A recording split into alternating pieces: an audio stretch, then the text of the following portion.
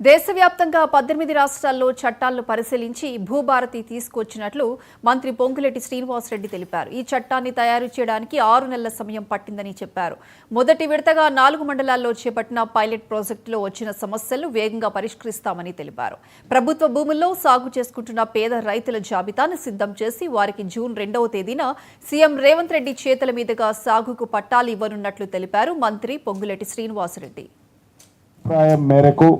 ప్రజల కోరుకున్న చట్టాన్ని తేవాలని దేశవ్యాప్తంగా 18 రాష్ట్రాల్లో మన అధికారులు ప్రయాణం చేసి అక్కడున్న రెవెన్యూ చట్టాలు క్షుణ్ణంగా పరిశీలించి ఆ చట్టాలలో మంచిని సేకరించి ఈ భూభారతి చట్టాన్ని చెయ్యటానికే 6 నెలలు పైగా పట్టింది.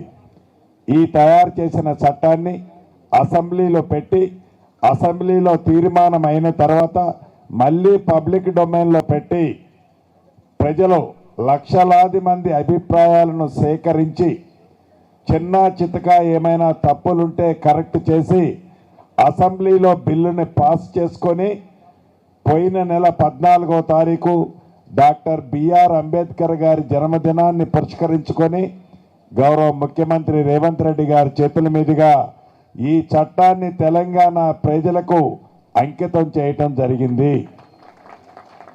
ఈ చట్టం ఏర్పడిన దగ్గర నుంచి రూల్స్ అండ్ రెగ్యులేషన్స్ని 100 రోజుల్లో పూర్తి చేసి ప్రజల వద్దకి మొదటి విడతగా రాష్ట్ర వ్యాప్తంగా 4 జిల్లాలలో 4 మండలాలని పైలట్ మండలాలుగా తీసుకున్నాము.